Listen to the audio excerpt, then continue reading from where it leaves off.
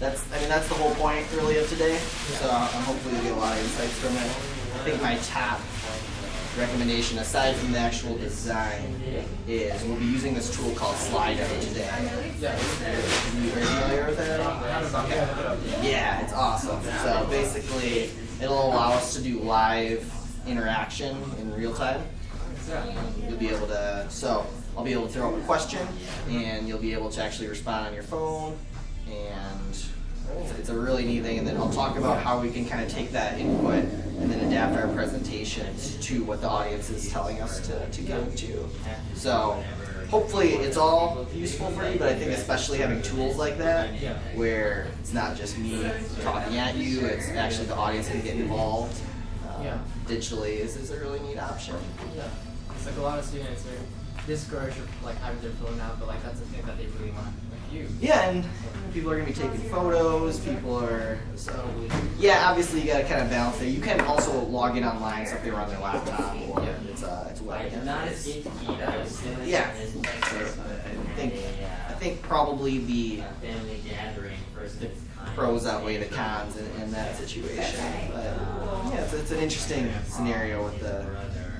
You could always go old school, show of hands too, and then still take the presentations the direction that the audience wants. But the neat thing with the mobile is everyone can get their input anonymously on there. You get all the records, and then you can kind of rock and roll with it. Yeah, so, and I'd love to follow up. Today's going to be kind of a quick overview, and then at the end I'll also be asking people, okay, of what we went over, what's really interesting to you, what would you maybe like to go deeper into, and we can set up future sessions and definitely expand on it.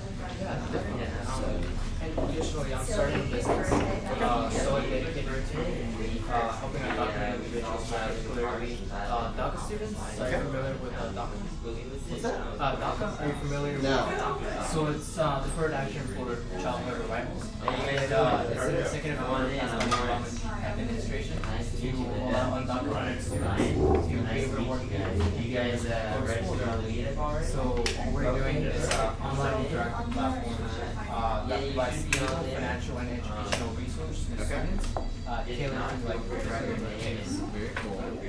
So what I want to ask is like how to prepare presentations for some to possible investors and partners, as well as to presentations for the students to do market validation and continue with that. Yes. So if I could catch you like sometime later on. Yeah, absolutely. We worked on self by self. We worked on a bunch of self by Southwest kind of pitch events and a lot of those types of quick hitting, get your information out there, types of organizational events. So I'd love to chat with you further about that too.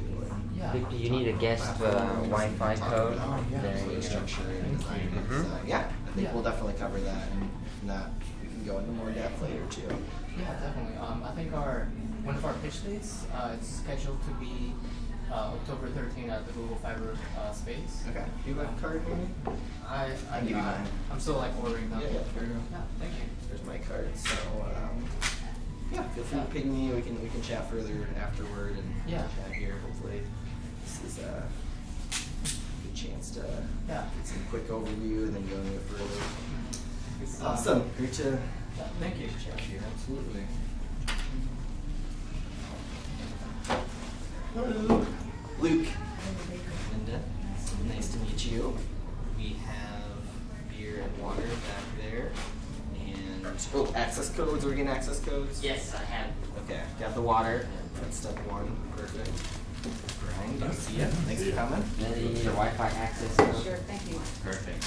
Brian, you need a Wi-Fi? Thank you for coming. Excited Thank you for kind of pulling this thing together. Absolutely. I'm excited, and I'm excited at the end I'll get to hear everyone's input and we can start getting some momentum for future What's things your too. scheduled time starting and end? It's 3:59, but I'm Yes. just wondering in terms of end time, I kind of only added to my meeting so about 30 and I don't Okay, get that's it. pretty perfect. I think Pretty perfect is good. exactly. I like things. So I'm gonna try to. I have a feeling we'll announcements and things, but I'm gonna try to wrap up 5:15, 5:30ish. We'll have time to either go into some Q&A or just do general networking. So yeah, I think that'll be what I'll be aiming for, sure. I didn't want to be rude and jump over. You'll be fine. We'll keep it pretty casual. We'll keep it pretty conversational, hopefully as well. That is the goal today. That'd be the new The new- slogan for Austin, instead of keeping it weird, is keeping it rude, no. Keep it. What's that? Keep it rude. Keep it rude. I think there's some other cities that could be good candidates for that as well. So I think we do all Keep right. it conversational. See, that's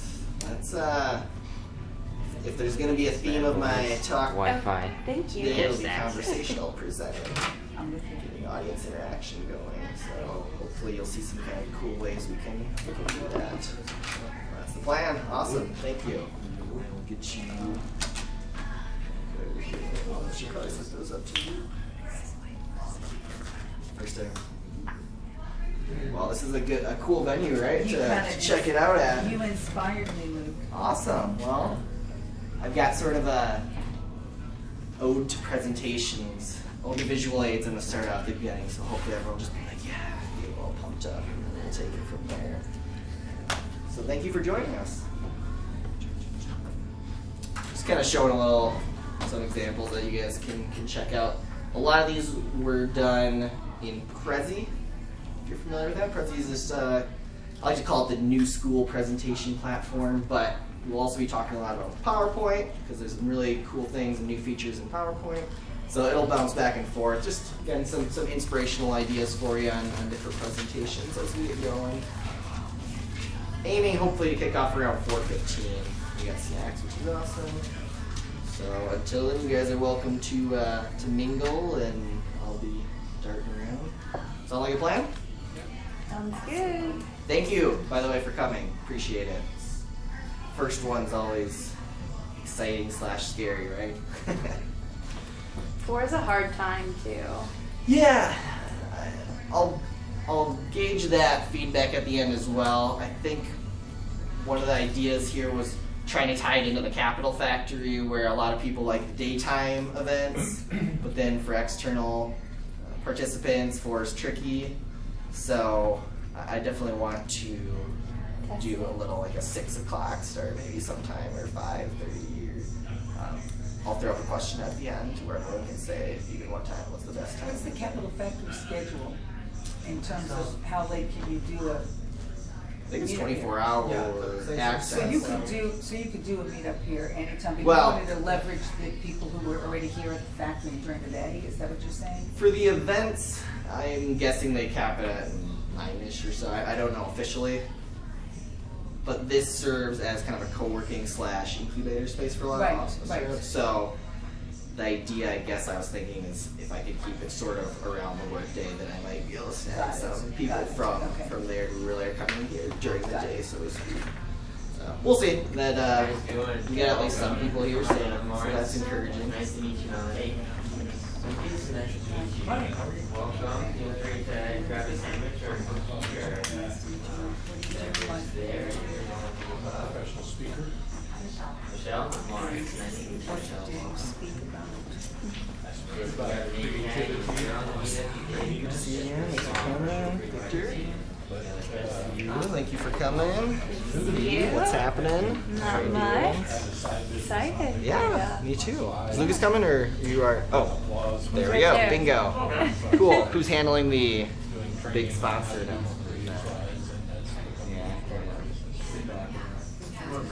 Awesome. Fair enough. Hey, good lunch to have.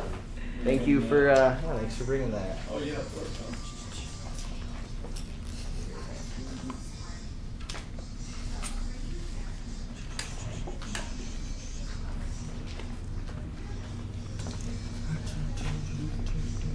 Hi. Yes. I'm Michelle. Nice to meet you. I'm so glad this could work out.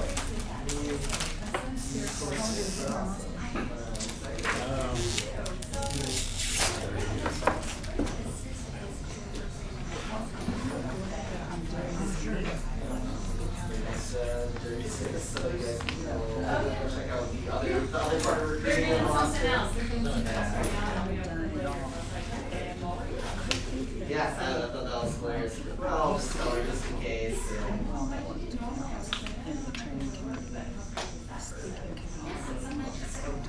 Awesome. I'm thinking be our furthest travel person. Maybe we get someone for New York. Where are you coming from? Dallas. Okay. Okay.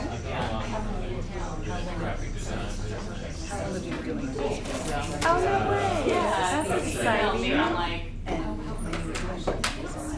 Oh, cool. How do you guys know each other? I've done both. Talked my way into the job with a green company. Ran along.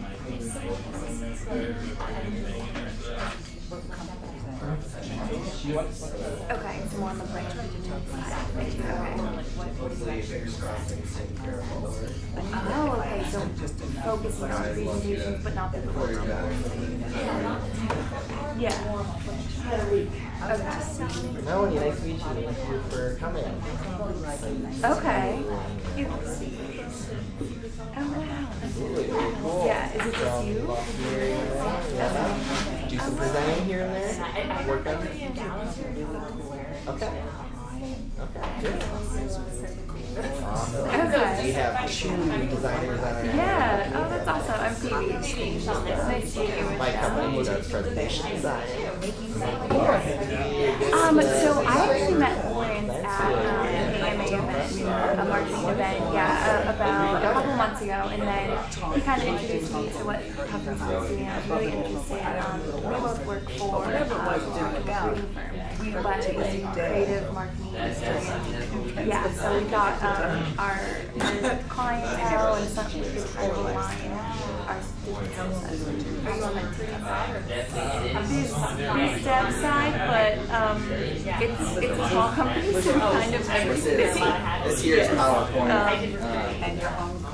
You see the push over there? That's that new more feature. Exactly. Yep. Not my fault. Yeah, that's what we're really excited about. We haven't traditionally done a lot of PowerPoints, but there's some kind of new things that we think are Just the smell of the job. So how did you transition? Yeah, that's exactly right, yes. We'll work on a little case study today and show off some examples. You'll be amazed. It's got Prezi slash almost like a video. Really cool. Yeah. What's that? Yes, it's nice to see. I feel like it's been a really long time since I've worked on something interesting. So this all came out toward the end of 2015. They did a big PR push, and then I haven't really seen much of it since. If you go on YouTube, there's like 10 videos of people using it pretty much. So yeah, I'm hopeful we'll get the word out a little bit more about what it's capable of. So the new features, they're kind of packaging it are really built into the Office 365. So that's now the software as a service subscription. It's not really, it's technically 2016, I guess, but they're really only releasing computer stuff to the people who have the ongoing subscriptions. So it's kind of interesting, yeah. Yeah, in fairness, it's awesome. It's like $10 to $15 a month. So for small businesses, it's way easier than purchasing a $300, $400 Office suite. Yeah. So it actually probably like a lot of software services, probably a lot. No shortage of People those. legally using it. Yes, I think so. The first of its kind with a company in terms of not having a compliance. Thank you for coming. You've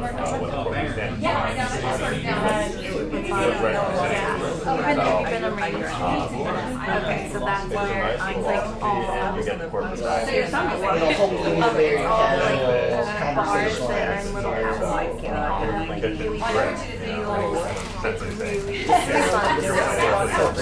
that is, yeah, it's, no, it's definitely south. It's a little bit north of suburbia.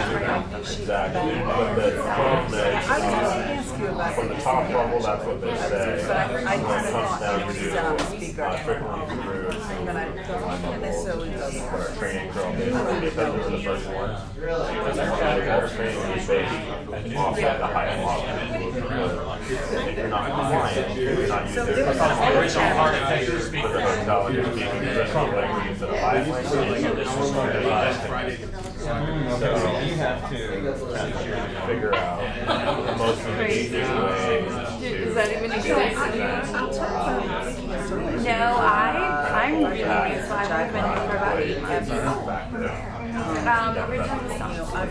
So they're very I haven't lived there in PowerPoint over visual, that time, checklist kind of thing. It's just bullets. So we're just listing it. And I know this is more like kind of sales focus, but there's something to be said. Yeah, That's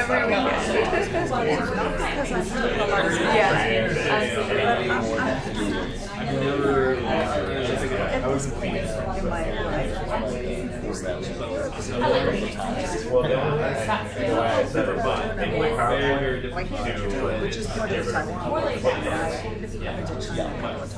but that's where the architecture is realizing like you would do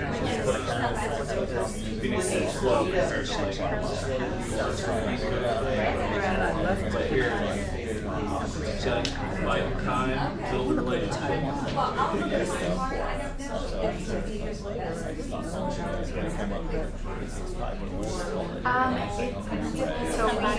last 15 years. well, that's the point. So we're kind of bridging the gap between those two. So I got it in 2014, but it was like 5 years before they upgraded them. yeah, exactly. So that's kind of where that brand is. Something that I think Yeah. 2010 when they released it. Now It's again, the biggest client right now. yeah.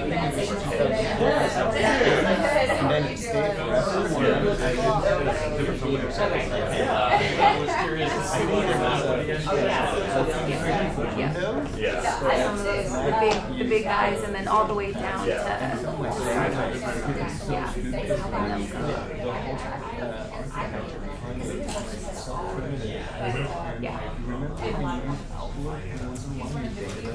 Yeah. Yeah.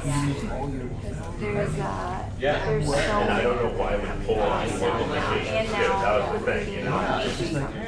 My experience with trying to automate the recruiting process. otherwise, it's worse than it. But it's really great because we are small where we take a very confidential approach. The relationship building and that, that is You're really bad. I think that's going to be Yeah. it's to go and act more as creative Just the way rather than more dangerous than the last large company to use the cloud-based model on email server interface. Yeah. Does everyone have access, that Wi-Fi access cards? We're not officially starting yet, but I'll just give a couple more minutes. I want to show you what's going on here. Make sure everyone's connected. So yes on the access cards, good? If not, Lawrence has a bunch of them. Pretty protective of their Wi-Fi here. It is the Capital Factory Guest Network. And then you just gotta enter your code and enter your email. Once you get online, or if you want to use good old-fashioned cell towers, go to Sli.do.com if you wouldn't mind. This is our audience interaction tool for the day, and I'm hoping you'll be pretty enthusiastic about it. We're big fans of it. And then when you get there, it will prompt you for an event hashtag, which you can just put puffins in, which I know is kind of an awkward word, but PUFFINGSTON. And you can do this on your laptop as well. You don't have to do it on a phone. So up to you.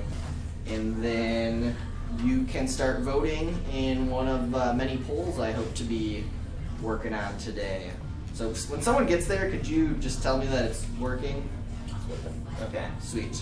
Go ahead. So once you get online, I would love for you to start weighing in on this. We'll start getting some input from you. And then, woohoo, you got one. Nice. You should see these pretty much updating in real time, which is pretty neat. Ooh, we got a. Oh yeah, you can select multiple ones on this one, right? Yeah. Okay. Cool. So that's what we got. So anyway, we'll wait a couple more minutes, but I want to get everyone on that. Keep that tab or browser open because basically anytime I start a new poll, it'll just push over to you again. So you'll be able to weigh in on the various things we talked about today. But I'm hopeful that I'll be able to get a little bit of your insights on your world presentations and then adjust accordingly. Kind of cool, right? We think so. So we'll just wait 1 or 2 more minutes and then we will rock it here. We did have name tags. Looks like everyone's pretty name tagged. Now and also, they gave me a whole bad stack of them. That one works. It is device specific. Yeah. This one doesn't work either. I guess they mix and match. You can only use it one Yeah, you can only use it on one time. Yeah, well, I tried it. Thank you. Did you get the dash in there? Yeah, Okay. it Okay. said incorrect password. We'll just try another one. Try another one. We'll keep giving them until they all. I didn't have to enter the That dash in on mine, so maybe. What's that? I didn't have to enter the dash Oh, in okay. on mine. I did. So maybe it's dash. I did have to do the dash Are as you well. recommending dash or not recommending dash? Try the dash I first, did maybe, the dash. Okay, and then if not, I'm doing maybe the no dash. I'm doing the dash. Isn't there a story about your dash? About my dash? Pretty much. About What are doing you the gonna say about dash? the dash? we'll get her sorted here. I give up. Cool. Oh, sales and consulting is catching Somebody up else here. like to type on my machine? Still not working out for you? What about case sensitivity? All caps? Try that. Have you tried that? I did all caps. You wanna watch me do it? I'd be happy to take a look at it for you. I'm happy for you to do it. I'm confident enough in my typing skills. If you wanna try it. For those of you, we will do a few Yes. kind of instructional elements today. They're God, gonna that have should to, work. by the nature of our short time together, be somewhat fast-paced. But if you're wanting to follow along, they'll be done through PowerPoint and they'll be done through Prezi. So PowerPoint, if you don't have it, you can get a free trial. It probably is going to be a cumbersome download right now. And we will be recording this as well, so you can always try at home. And then Prezi does not require a password, prezi.com, or sorry, not a password, a credit card. So if you want to quickly throw together a Prezi account, prezi.com, I think it's like 3 key fields, and then you're good to go on that as well. If not, no worries, you can follow along, check it out later at home, that works as well, or at work tomorrow. Cool? Look at that, just a minute. Yeah, I think we're ready to rock. Has everyone weighed in? Everyone okay on the Sli.do? Did it load up okay and put your input in? Sweet. I wonder if we have to do anything to start the streaming or if it just goes. I hope it just goes. I tweeted the link already. Okay, was it going? Is anyone? Okay. If not, let's go ahead and jump into it today. I'm gonna close the door. I'm gonna close the door there. Ooh, we got a dead heat now. So looks like educational, and we're streaming. Yeah. Yep. Cool. I heard my voice echoing. That's exciting. Very cool. All right. Well, welcome everyone. Thank you very much for coming out today. I can't just present without something in my hands, so I'll be either holding my pencil or my presentation remote throughout the day. So if I start panicking, that's probably what happened. My name is Luke, based here in Austin, and love presentation visual aids. So I'm excited to chat with y'all about that today. Of course, this is the first meetup of the group, so it's exciting that I wasn't just sitting here chatting with myself. So I'm very excited, very appreciative of your participation. Hoping to keep this very conversational, elements like this where you can get your input and feedback to me, and in some cases you'll know more about what I'm talking about perhaps than I do. So I'd love to get your input. Well, at the end, and hopefully throughout, I'll be integrating elements of suggestions and feedback as well that we can customize for future events and grow this thing up. So Checklist, restrooms there to the left. Don't be afraid, I'm not going to be offended if you have to get up. That's totally cool. We'll see if we can mix in a break. After half an hour or 45 minutes, we'll see about that. We got the Wi-Fi, talked about the Prezi, name tags on the meetup. So I think we got all the bases covered. Any questions right off the bat? Anything urgent on your mind? No? Cool. I'm going to start then. So first of all, thank you for participating in this. This is a tool called Sli.do. We'll be using it throughout. It looks like sales overtook educational at the very last minute. But kind of interesting. It's good to get your feedback on what kind of ways you're presenting. So we got sales as lead, educational, internal, promotional, and other. Awesome. That is some good information. I will try to tailor the information accordingly. Cool. Let's go ahead and throw this in. All right. This is sort of my mission statement, I suppose, for this group. And this, just like everything else today, can very much evolve based on your feedback and interest. But my thought is, when you look at presentations, there's a lot of things that go into presentations. There's a speaking element, there is the body language, there are the soft skills, all the elements, and then there's also the visual aid element. And in my opinion, the presenter speaking part is very well represented. There's all kinds of fantastic groups, Toastmasters, National Speakers Associations, all kinds of great things like that. My feeling is oftentimes the visual aid piece of it is sometimes neglected. And so what I wanted to sort of propose to you today is talking about what do presentation environments typically look like. And these are photos that I've pretty much taken. I'm pretty sure I took all these except within pretty much the last year. So many of you may actually recognize some of these from around town.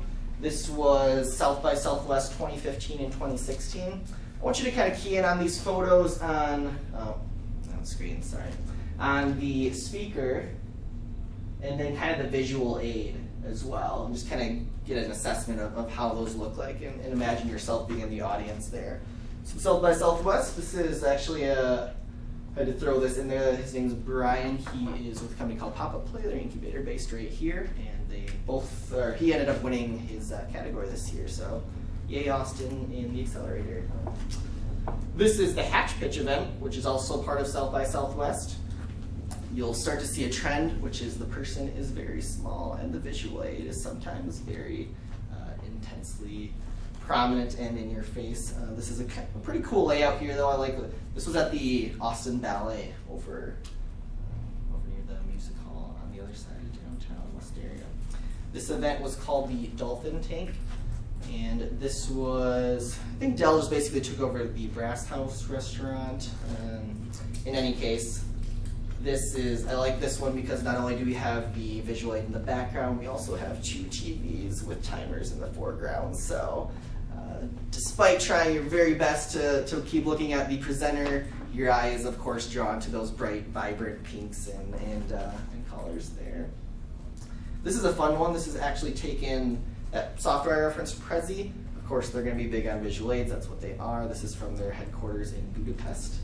And I especially like that second photo on the right there because the presenter is gesturing to the screen, right?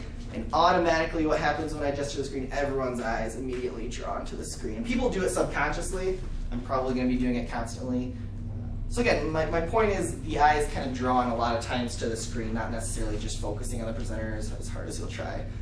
These are my extreme examples, of course. These are the what we call the big deal conferences. So the one and the most prominent one there, I think we had about 1,000 people. The other two, 500 to 1,000, maybe in some cases more. Little bitty person, right? Massive screen. I mean, imagine you're at the draft house and you get the little attendant sitting in front of the giant movie screen, right? That's what ends up happening.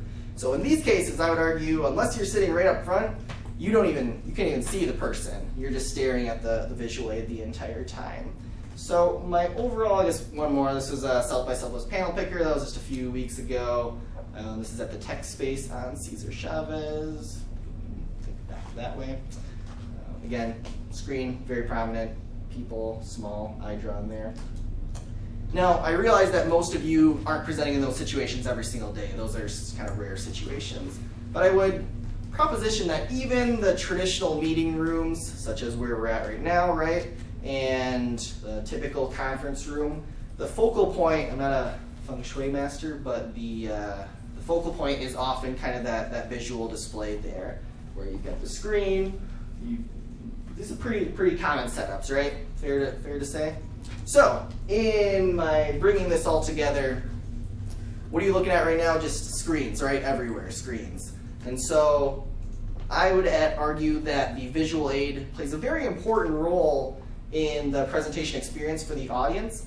In some cases, as the conference ones I showed you, it might be the only thing that they're staring at for however long the speaker is there.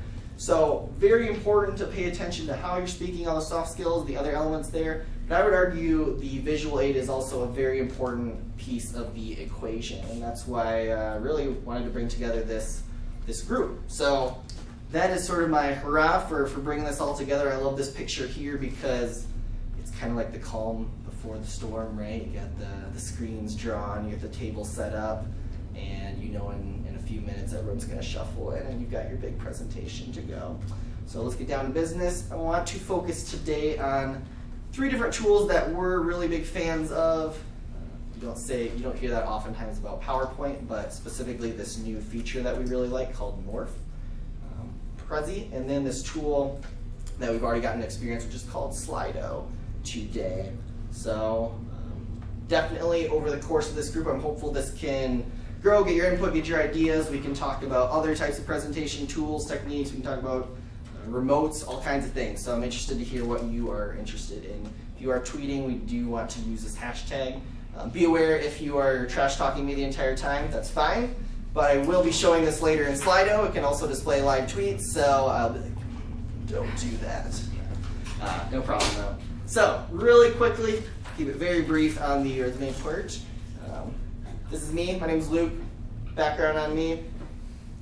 I worked in outside sales. I was presenting 2 to 3 times a day, and I found that I was essentially a manufacturer's rep, right? And I'd come up, I'd queue up the PowerPoint, and everyone who's there was pretty much mandatorily had to be there, and they would instantly get out their phone, laptop, and tune out. And so I discovered, number one, I just wasn't presenting very well, wasn't making it very interactive. I need to probably wrap this up soon so I can get some more interactivity going. But I found that Prezi actually allowed me to do some really neat things, so I became a big Prezi fan.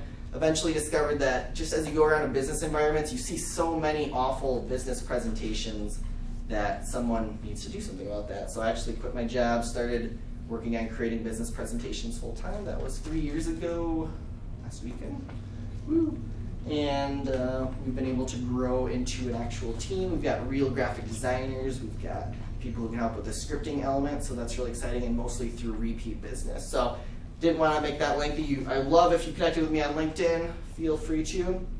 And now I want to throw it over to my second audience interaction question, which is anyone even interested in what is a puffing sin? I'll give this just 20 or 30 seconds, don't want to spend this real time, but that is the name of my company, Puffingston. If you don't care, no problem, I won't be offended. If you do care, say yes, I'll tell you the really brief story. I'll get just a few seconds.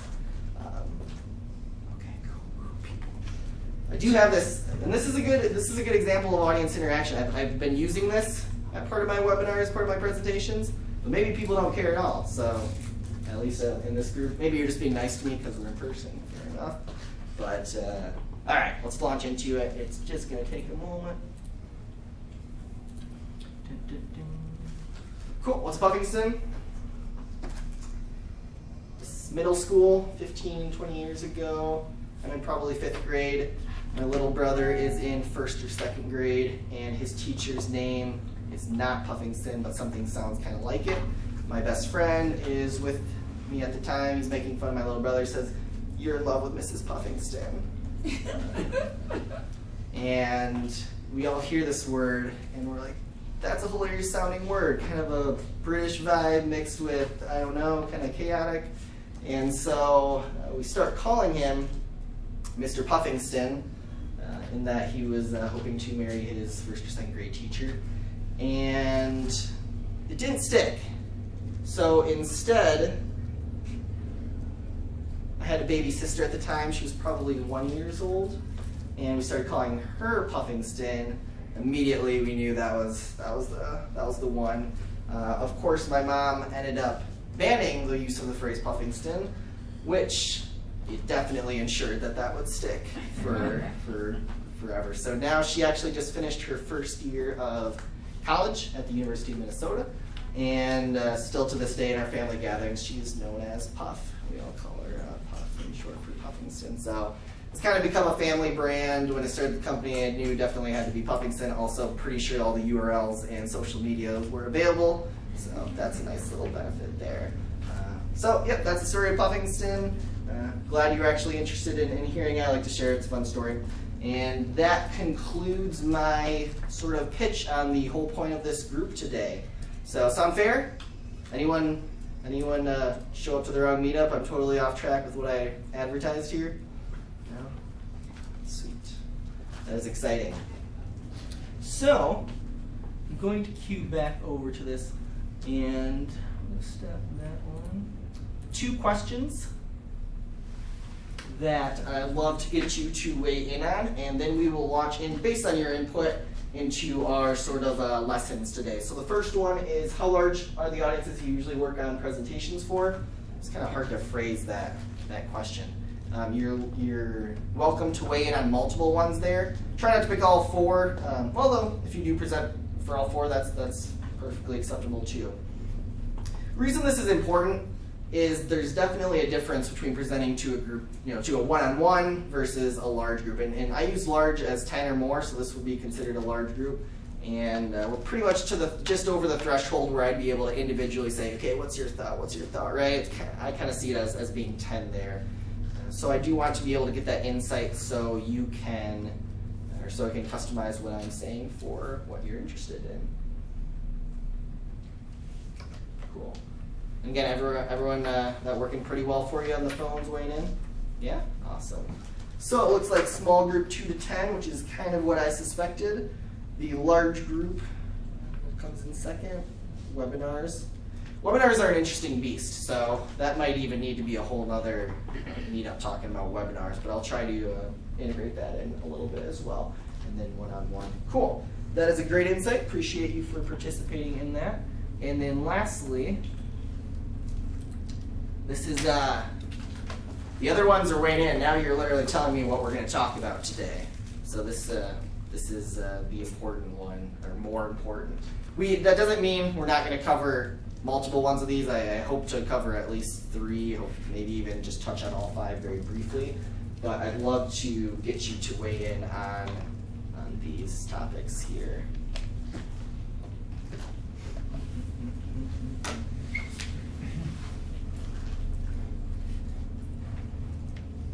I feel this is more scientific than show of hands, right? Yeah, fair enough. I guess the downside is that everyone just is on their phone and there's no noise other than me talking the whole time. So, It's also anonymous. What's that? It is anonymous, although I can disable that function. I won't, though. We don't know what it But we'll talk about, I'll give you a look at the guts of this tool as well, because I think it's pretty compelling. Awesome. Is anyone still getting logged in there? Looks like we got some pretty close responses here. Categories. I wonder if we're getting anyone weighing in from the live stream. That would be cool.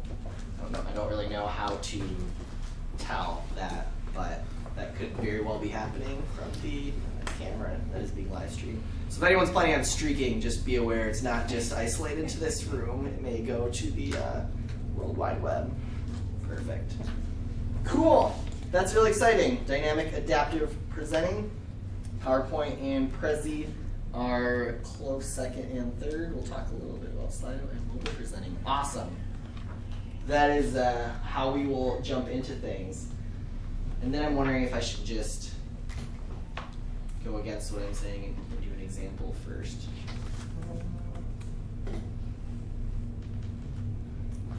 let's sort of mesh 1 and 2 together, PowerPoint and adaptive presenting. The reason I want to do that is because we kind of have to use a tool for that conversational presenting, so it might be helpful to kind of take a look at one of those tools individually and then show you how we would present it in a conversational way.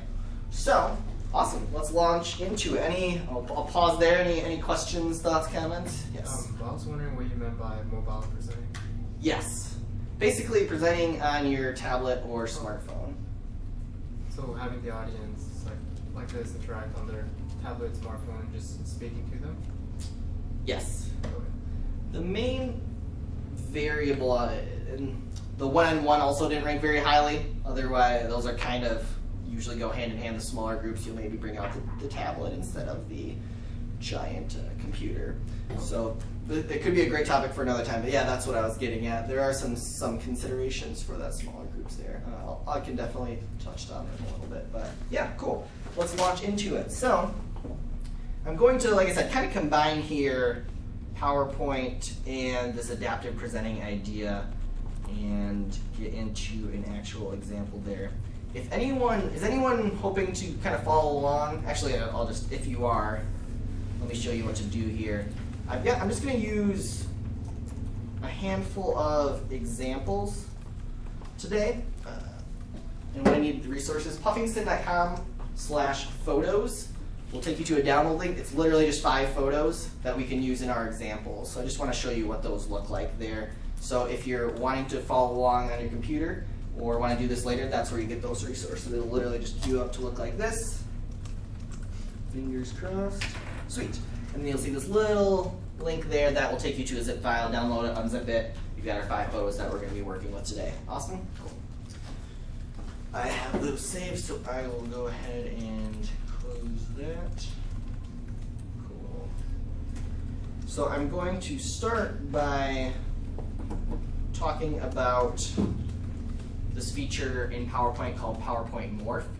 And then I'm going to take what we just created in Morph and make it a conversational presentation. So initially it'll just be really cool looking, which is also important. And then we'll take that really cool looking visual and make it something that we can actually bounce around and really customize for our audiences. So that is the plan.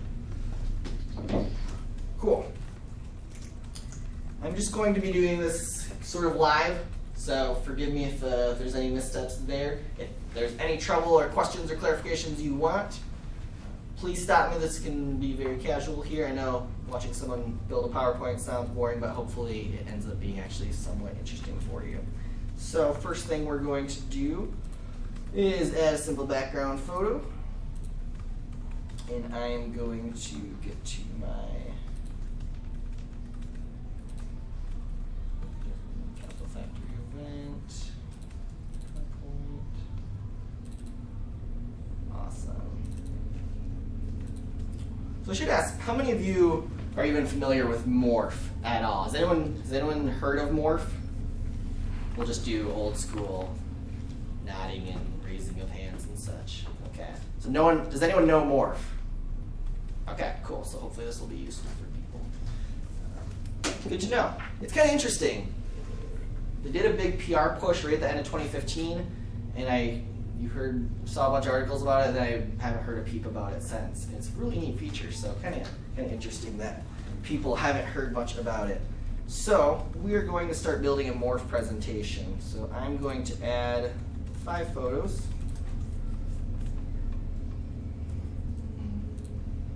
I'm going to do it in a different order. I'm going to add 1.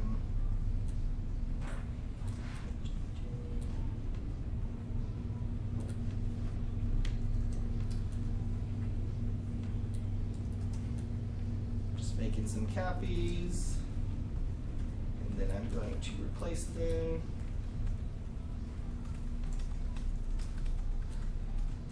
So, get this set up. So the idea with Morph is you're able to, I don't think I can use Morph in the phrase there. You're able to automatically take one slide and link it to a second slide, and as long as you have the same assets in those slides, you'll be able to, PowerPoint will automatically transform slide 1 into slide 2. And it's pretty neat. It looks cooler than it sounds. Just gonna group those. Get those somewhat centered. Cool. So this is what I got so far. 5 photos. I could add a big, I'll add a simple description here. Insert shape.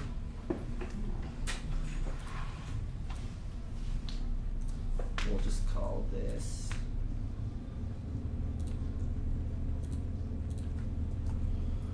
features of our facility, and we will wait. Awesome. Cool. So this is our starting point, we'll say. So the idea with Morph is you are able, as I said, to kind of transform 1 and 2. So what you'd want to do when you're building a Morph presentation, so what I want to do with this one, I've got my 5 photos, obviously they're very tough to see here. So I want to have one of them come up in full screen, but not entirely take up the screen. I want to basically create a carousel, right? You know, kind of the carousel when you're going through, you can see the ones on the other side. Yep, exactly. So let me show you how to do this. And these could be not just photos, these could be, we'll say, like case studies. So we got 5 case studies, and I want to build those out. So first thing I need to do is duplicate this slide. And then I can start manipulating all the photos. I'm going to add these to have a little filter quick. I like the shadow deal. I missed that one. Oop, I guess I have to do this one at a time.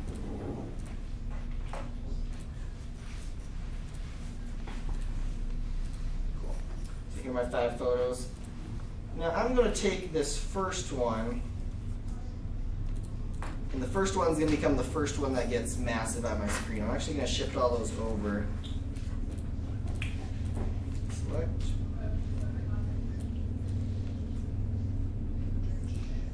So this is my first photo of my carousel. I'm going to take my second one. Remember, this is going to be slide 2, like that. And then I'm going to take my other ones like that. What's interesting about Morph, it does matter what's off screen. It's kind of an unusual idea here. But those 3, there's a reason why I have them way off to the side. All right, now watch this. Now I go to Transitions and Morph, which is the second option to me. And I will go to Present Mode here. Just go ahead and watch this. See all those shift to the side, and then I've got my full screen there. This is the Morph option. Now I'll build a little bit of that sequence out further. That was too long, by the way. I'm going to make that a 1-second sequence. Cool. And this is where I think it gets a little bit fun. So now I duplicate it. Again, the tricky part, the part of kind of how to master Morph, is you have to envision what it ultimately is going to look like, and then PowerPoint has to kind of figure out what those assets are doing. So that's why from here, you see this one became big and it kind of bulged out like that. That's because that was the exact same photo. And I'll show you also kind of what happens if something comes from off screen. So now I want this one to slide, my carousel, slide to the other side here. So I'm going to shrink this back down, roughly the same size as this guy here. Put this to the side like that. Now this is going to become my featured morpher, so to speak.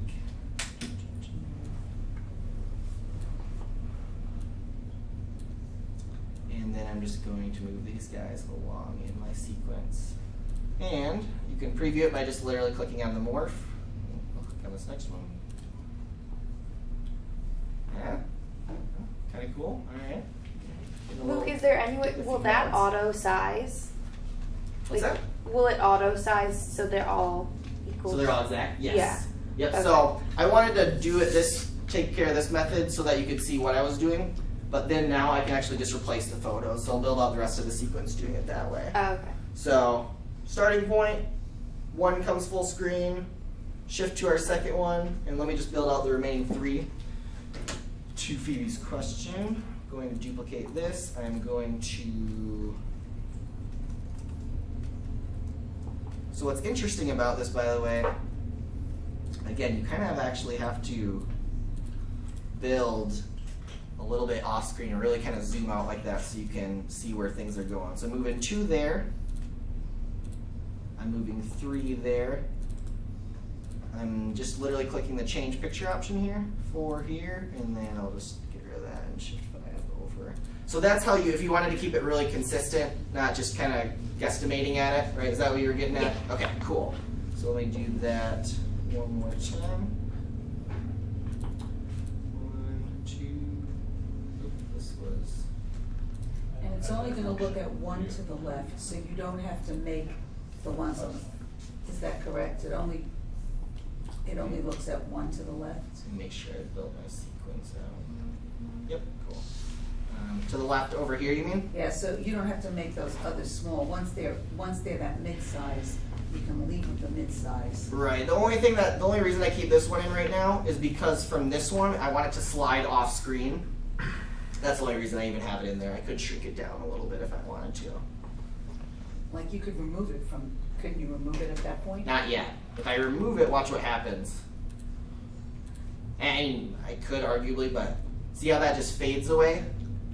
If you take it away, it'll fade in or delete new objects, whereas if I don't, if I just leave it in there like that, then it's gonna just slide off to the side. It's that movement between 1 and 2. Okay. So that's why that's really kind of an interesting situation here. Now that it started off screen from the last one, now I can really just get rid of it altogether. So this becomes 2. So bear with me, I'm just gonna real quickly pump out the rest of the sequence. And Do then you Mac people have more function? Because I don't. I don't need it. So Luke, Yes. which PowerPoint are you using? So, good question. This more feature is somewhat frustrating in that it's tied to the Office 365 accounts right now. So if you have, even I've had this situation come up where I had 2016. The Office 365 is kind of the regular subscription. So if you have that, it should be bundled in this as long as you have it up to date. If not, I don't know that they have made it available for all platforms and all subscriptions yet. Doesn't look like it. Which one are you working on? I'm using PowerPoint for Mac, like 14.6.5. Okay, so check on that. That would be the situation if you're missing it on it. It is bundled. It's kind of the, seems they're really releasing these new features for that Office 365 element there. So unfortunately, that's where they seem to be putting their investment. So if you don't have it, just double check on your subscription. The neat thing about Office 365 is you can get it for as little as like $10 a month. So it's relatively inexpensive. It's not like the old PowerPoint where you had to pay $400 every time for the suite. Okay, so what I basically did now was just build out that carousel for each one. You should kind of see them moving left to right. Let's double check. And I'm going to add at the very end here, I'm going to add my starting point so that it'll return back. All right, fingers crossed this works. So we start here.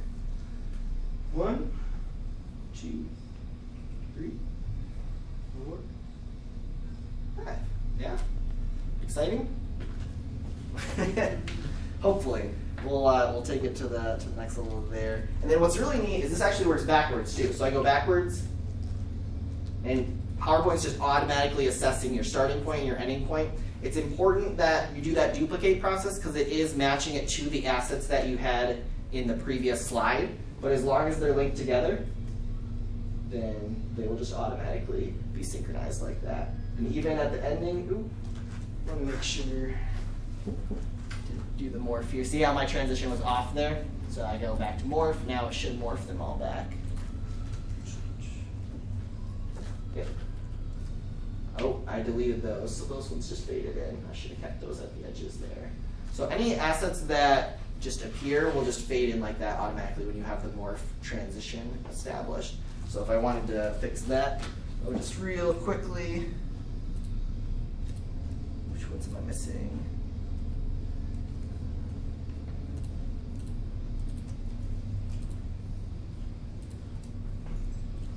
So it seems funny, but I'm literally placing stuff here so that my morph sequence will work on the next one. All right, now see how they all merge back in. Cool, that's morph. Let's get into the part you asked about, which is conversational presenting. So now we've got kind of our base to work with. So the idea of conversational presenting, and the PowerPoint and Prezi will be the two tools I'll be featuring today, as well as the Sli.do tool. The idea is, instead of me going through a pre-scripted presentation, I can build a layout so that not only can I gauge my audience's feedback, but then I can customize my presentation to what they are interested in. The reason it's important to know your audience size is because the methods of how you do that are different. For a larger group, even when we get over 5 to 10, something like Sli.do will allow us to get some real-time interaction feedback like you were doing there. If we are one-on-one small group, I can say, hey, what are you interested in? Or if I can see you nodding off, I can just say, all right, we're switching topics. Now what are you interested in? So that is important to know. I'm going to show you a method of doing it through PowerPoint, and then I'll show you an option in Prezi, and we will talk about some other things as well. So just to build off of this example here, let's say these were all case studies, and there were 5 to 10 slides off of each one. These are, instead of these being photos, these are now my section headers that will launch into a whole bit about that sequence. So I want to be able to take those 5 sections and not just go through a pre-scripted presentation. I want to be able to actually jump around to those. So with PowerPoint, the way you do that is through just some simple hyperlinking options. So I'm going to click on my first option here. I'm going to right-click on it. I'm going to choose hyperlink, or it's also in insert. Insert hyperlink right there. And this is going to become now kind of a live button. So I choose this option, place, in this document. And I'm going to go to number 2. And you can see I can actually see that screen preview there. Click on it. And I'm going to repeat that same sequence for the remaining ones. Link. Yep.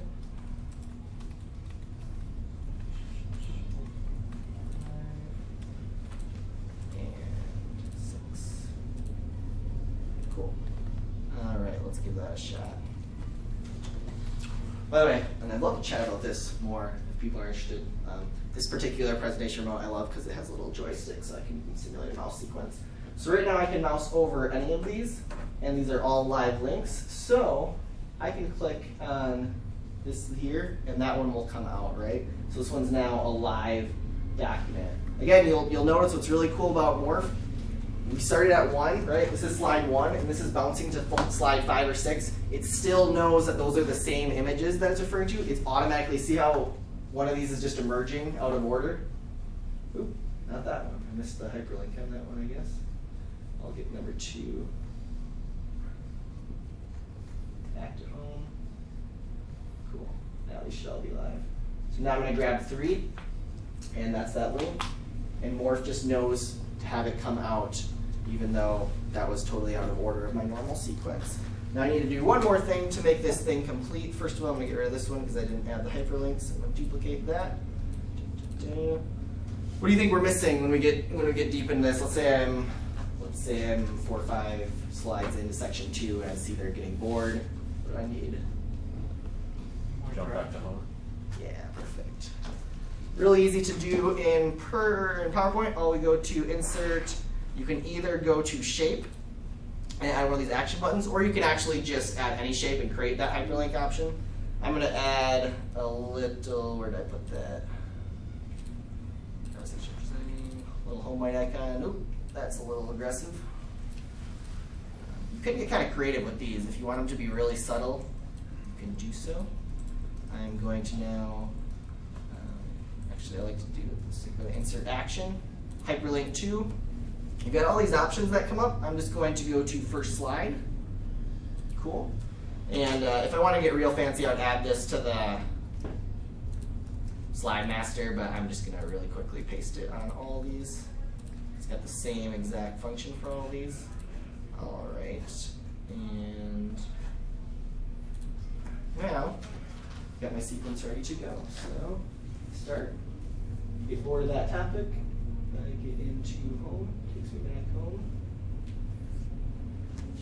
Get into number 2. And my home button there. And it resets me back to my starting point here. I need to figure out, okay. I don't have morph on this one. The reason it's snapping back like that, because I started with 1, I didn't have morph on it, so I just have to add 1 back. Cool. Now even frame 1 will come into it. So now it'll be a little bit more elegant. At home. Nice that was a little probably too slow, but cool. So now I've got a presentation that I can build upon, and I've got my 5 live sequences. It would be really easy now for me to take this, duplicate it, add a shape. That'll be my placeholder, and then we will add section text. And I could take that.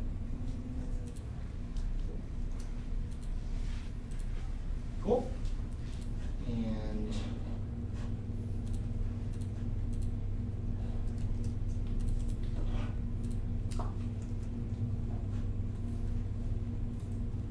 now I could basically just build that out.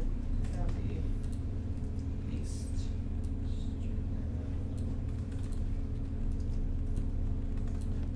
For my entire presentation. So what I just did there was, now I click on section 1. Section 1 comes out. I could still do all kinds of morphing stuff in here too if I wanted to, but for now let's just say I brought in my text there. And now I swing to section 2. I don't think I put section.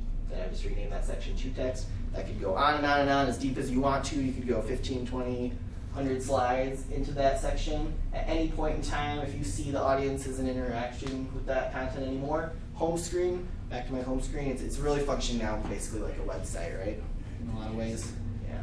So this is the idea of conversational presenting. Your presentation isn't locked into a pre-script. And in a lot of cases with this, whether it's PowerPoint or another tool, what we would do is instead of having that, let's say 20 slides that I'm locked into, I'd probably build out a lot more information.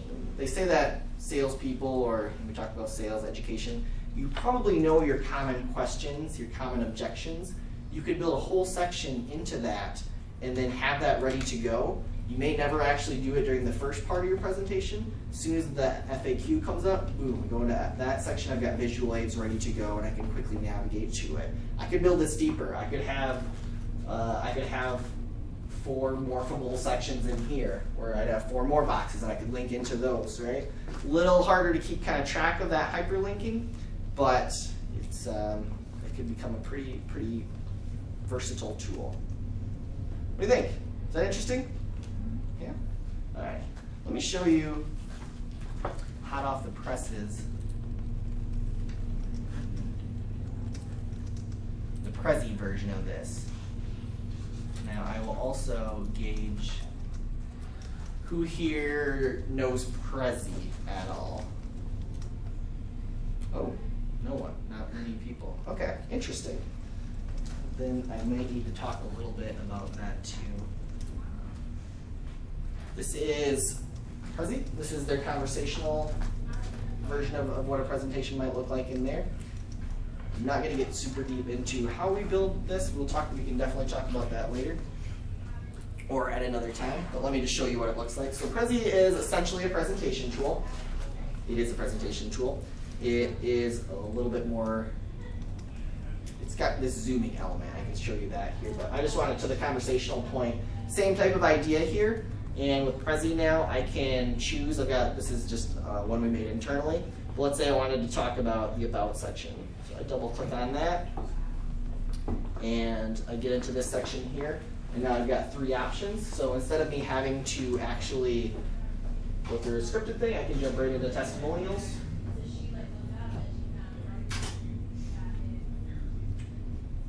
Grab the arrow.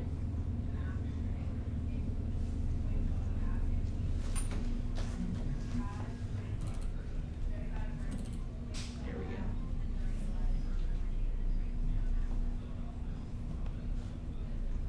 We just need to give it another second to load. And I've got this whole scripting thing ready to go. Jump into each section. Each of these is clickable. You can jump into the content there, you can jump back. And the neat thing with Prezi here is you also have this little back button as well. So at any point in time, I can jump into said section, get into the features, and jump back to my sort of landing page, and get into another topic, and then still go back to my home screen as well. A little choppy right now, I'm not sure why. It could just be the online version, but that's the Prezi element to that. Do you have to run it online? No, there's an offline version as well, and I can show you guys a little bit more about Prezi there.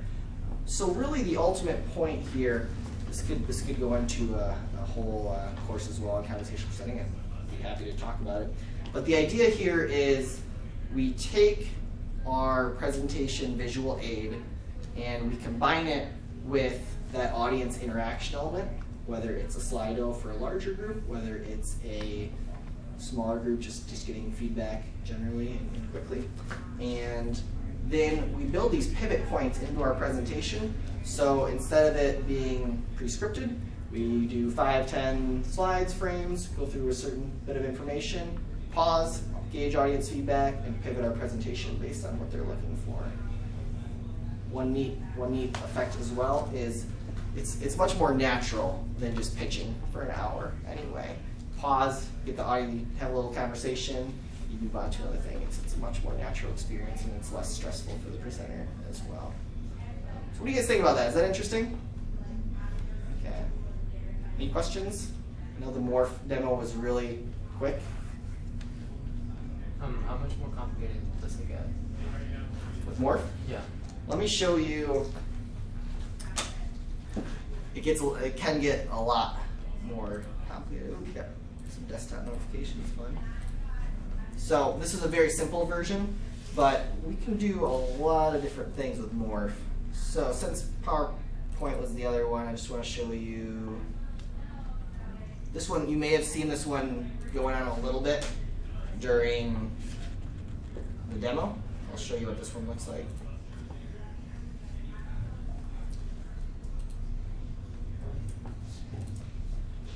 Full screen, cool. This one was an idea of a very conversational one using morph. This one we did for a trade show with the National Restaurant Association, and this was talking about kind of benefits of membership. So you've got X number of categories, and I can mouse over to any one of those, and I get my category. Did you see how it kind of popped out there? Yeah. Okay. What was really cool is these were on touch screens, so you see that little X at the top. And you built this the same way that you were just showing us? Yep. So what's happening, you'll see the filter fade away and then the photo go full screen. So we basically just took a little cropped version of that photo and then made it on the very next slide, the background, right? Really cool. And then we've got some photos kind of filtering through there. This one is a little trickier to see. Yeah, see this little bar there. Now we've got these advanced buttons.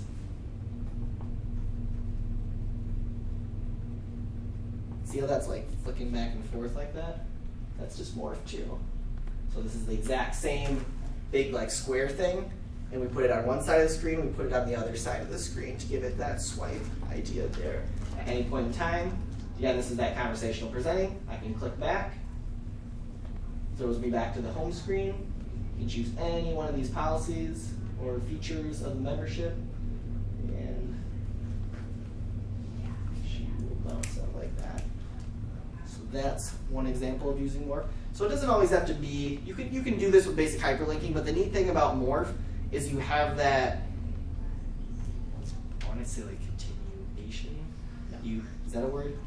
You have that progression between two slides. It's not, one of the challenges often I felt with slides is the independence of each of them, whereas here you've got this continuation of what you're trying to show to the audience, and you can flick through it and you can bounce back. So you've got this home screen. So this is really just a more advanced version and a little bit more robust design than the one I just showed you there of more.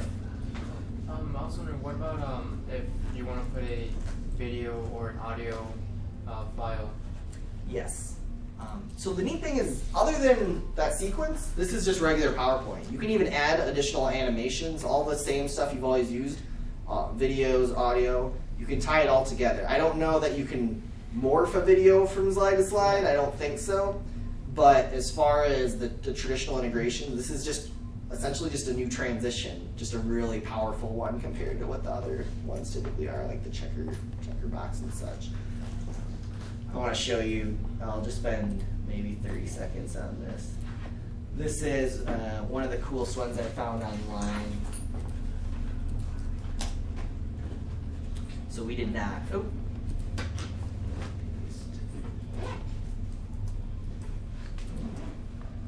These guys are probably making the best morph stuff I've seen here. We'll just watch a few seconds of this, but this is literally, this entire presentation is created by this morph feature and is done entirely in PowerPoint, and it totally looks like a video sequence. So granted, the disclaimer here is it probably took them weeks of work, which many of us don't have to integrate. But as you saw, even with that PowerPoint I put together, right, with those menus, you could do something really, change the background photo, change the foreground photos, add some icons, and you could really customize it. You could create yourself a template that you could use over and over again and still kind of have all that built into it.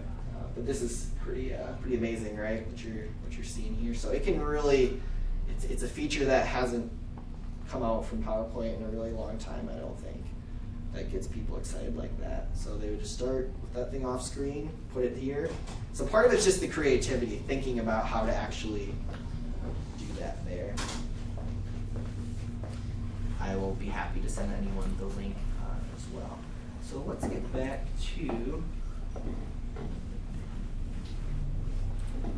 we got about 5, 10, we got probably another 10, 15 minutes. What else would you guys like? You want to learn more about Prezi at all? That'd be interesting. I'd like to see how to set up a Sli.do survey. Yeah. Sli.do is real quick, so let me show you that. I think that's really cool. And then I'll finish up with some Prezi examples, and we can, again, always touch base on this more in the future. Cool. This is Sli.do. I'm going to get rid of everything else. Now, we got one tweet. Let's check it out.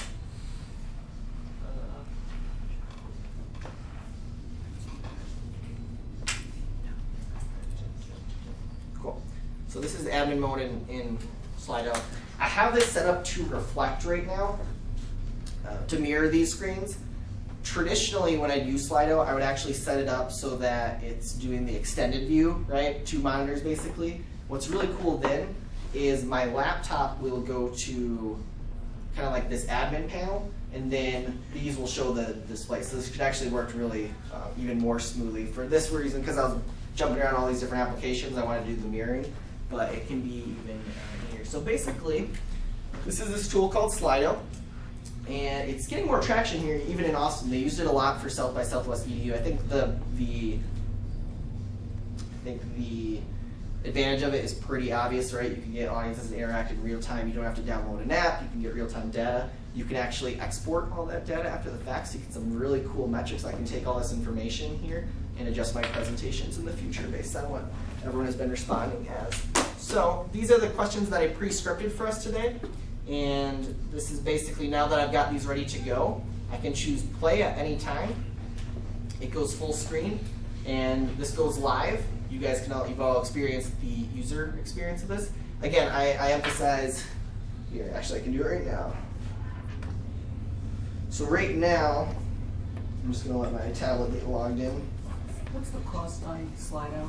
What's the price? It's got some. It's per event or per. You can get an annual subscription as well. So it varies. They do have a free option, I believe, as well. So that's pretty neat here. So this is right now my admin view. I know I can't. Yep. Thanks. I know you can't see this, but my point is I can actually deactivate one of these and then activate another one. And I can control this whole thing. As I'm walking around the room, I want to change my question. Boom. This is a good question. What do you guys think about this? Throws it over to my next question here. So, number one feature, you've got this ability to real-time ask audience interaction. You've experienced that already. Here's where it gets really cool. In addition to this, you can create, so of the polls, I pretty much just use the options here, but I want to show you the three versions. There's multiple choice, there's open chat, and then there's rating system. So I can add all of those. But what makes this a really slick tool is I can also tie this in. This program is called Slides Drive for Sli.do. And basically I can add PowerPoints, PDFs, images, videos, and this can really be my holder for my entire presentation sequence. So right now I'm going to go to Add File. I'm going to go to my Sli.do assets. These are all the things that I had ready to go. We're going to start with a presentation. Cool. So here's my real world scenario. I'm presenting. This one wasn't set up to be conversational, so shame on me. But let's say we're going through, cool, we get to point 2. I want to talk to you guys about engagement, and I'm going to then bring up my question, rate to my question, and now, let's see, this is the test.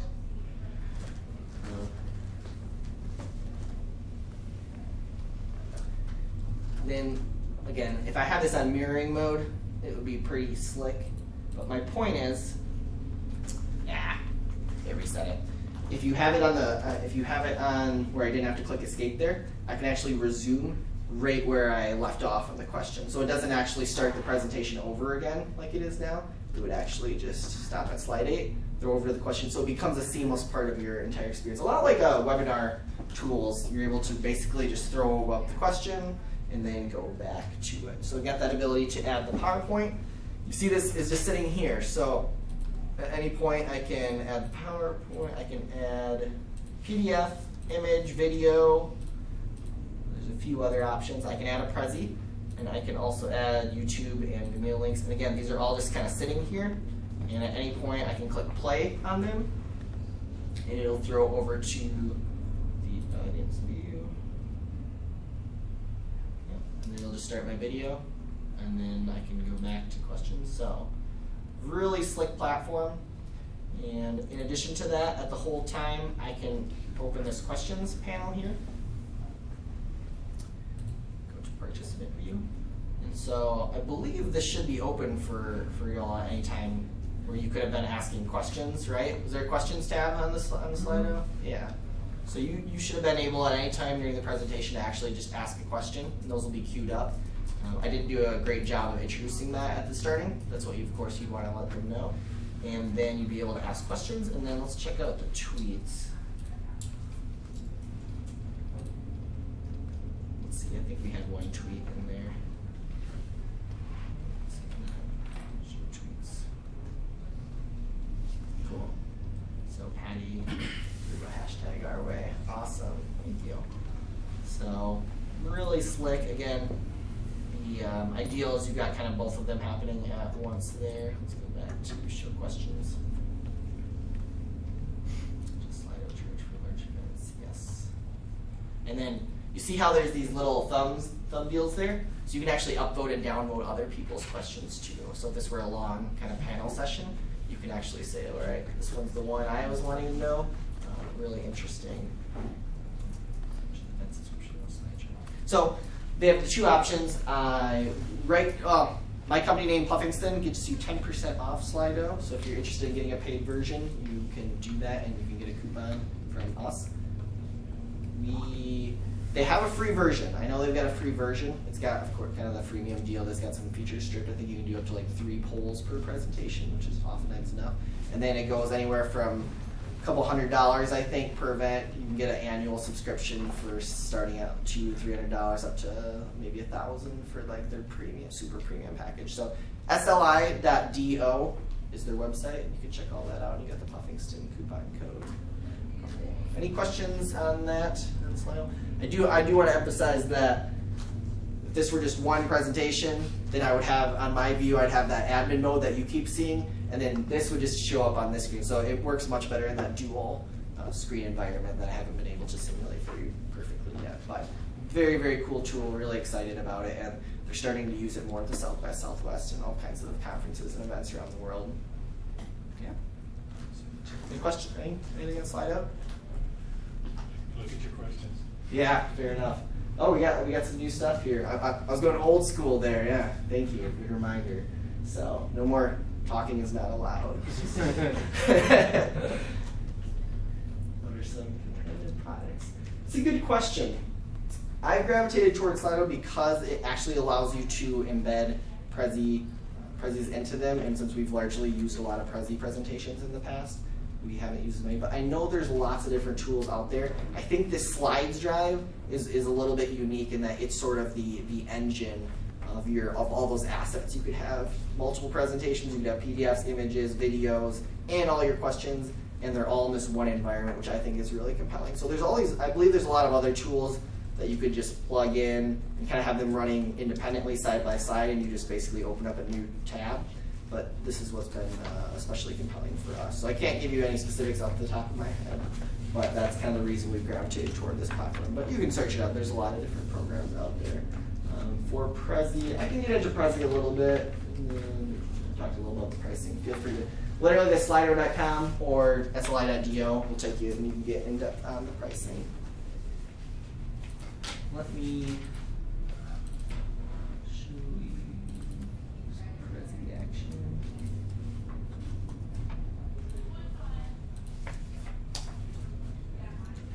While this is loading up, which may take a little bit of time, I'm going to talk about Prezi in playback mode. So right now I'm loading up an online link, but Prezi does have an online editor, but you are able to play it in a desktop software version as well. So to answer that question, it doesn't have to be online.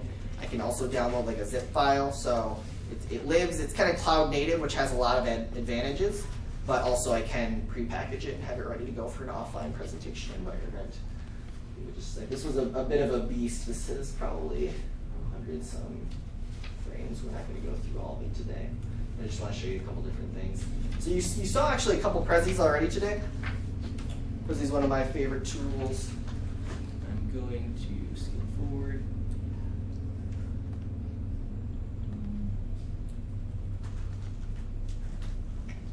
The difference with Prezi versus PowerPoint is this ability to use spatial movement. So PowerPoint traditionally has been very linear. You got slides. What I'm excited about, why I get excited about Morph is because it allows you to move away from that a little bit. Prezi, it's really built natively into it. So we'll let these guys load up. But you'll see, actually, so here's sort of my big picture. So think of this as that menu that I just built in PowerPoint. Same idea here. I've got my 4 top level categories that I'm talking about today. And then I can literally then zoom in on one of those. This one has a little bit of a video background. And then I can move spatially here. And I want to show you why that's important. I'll use data visualization as an example. Here's my before. Awful PowerPoint. This isn't just made up. This is a consulting firm that got paid a lot of money for this research study for Prezi, and they still give him stuff like this, and in a PowerPoint. Here's the idea. Rather than just try to throw everything at your audience at once, with Prezi you can build it into pieces and actually allow them to digest it into individual pieces. So we actually redesigned this one with that idea in mind. And so we started out with a top level question, but here's what's cool. There's really, the main answer is the yes-no part of that sequence, but then there was that respondent details. And that's what made that previous slide so confusing, is they tried to squish it all into one. So instead, we're going to show all that information just like this, but we're actually going to look at it piece by piece. So first of all, what do the people say, which is really the ultimate point of this whole question. And then here are my respondent details. I can look at that individually. So by company size, by position, by gender. And because I've now had a chance to evaluate all that piece by piece, it allows me to now take that all as one versus that just overwhelming PowerPoint slide that you started off with. Again, a lot of this could be also done in PowerPoint, just not with these trying to make it all in one slide, but Prezi, I think, makes it a lot easier. Here's another example of a chart. Actually, let me move forward. I'm going to show some even better examples. This one does go quite long. One of my challenges, and the reason, again, I like Morph so much, is that PowerPoint slides tend to be very independent of one another. Here's the way we might rethink that in Prezi. Instead of just showing slides individually, we're going to do what I kind of call that landing page. So my 4 slides are actually integrated into this, but I start off with what is the overall point? It's the value of presentations. And then I shift into that information. I can look at each of those situations individually. This was a case study about the value of presentations, naturally. So we're in this whirlwind where I'm talking about the value of presentations while we're at a meetup about presentation values. So I hope the world doesn't explode or anything there. Value presentations, right? So you can break it down, but it all comes together. We come back and we show that big picture versus just showing slides individually where it's really hard to make that argument. I want to show 1 or 2 more examples. I feel like I'm harping on slides a little bit. This is moving away from data visualization and talking about concepts. So here we start off with 5 slides. They're all making one point, but it's very difficult to show how they correlate into this ultimate takeaway. By the time you get here, do you even remember what was said on the previous slides? It's really tricky to do that and to design that properly. So here's an example. This was for a search engine optimization company. We designed this one, and they basically had 3 top-level thoughts, and we then zoom in. This was research that came from a Google study. And so this next, starting here, these are those same 5 slides, but watch the way we re-present it here. So we start off with the mobile insights, and we shift up to show the tablet and computer insights. Now that we've had a chance to look at both of those individually, we can zoom out and show the comparison between the 2. So it's not so overwhelming. Now watch the middle bar there. We're going to actually shift to the right to talk about what we learned. Now that we've had a chance to review that one more time, we zoom out and we talk about the implications of all of that. Yeah, so isn't that cool? That was 5 or 6 different frames, which is just slides in Prezi, they're called frames. But instead of them all being just independent of one another, they're flowing. There's that continuation. That was the word I couldn't think of earlier. And now, just to further that, we finish section 1. Cool. We come back to our home screen, our big picture, and then we can move right into section 2 there.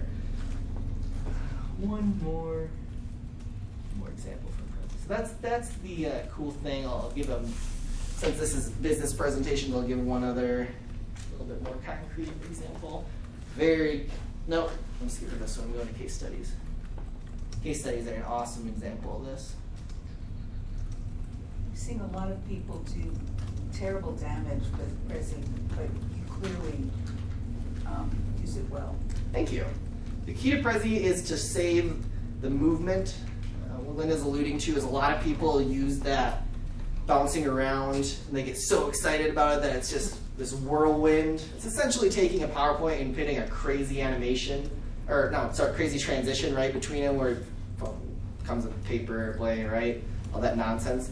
That's what a lot of people's tendency is to do with Prezi. What we try to do is really just use it very strategically. I love this example. It's one of my favorites. This idea of case studies. We've all got case studies, and they can really be very, very credible for an audience.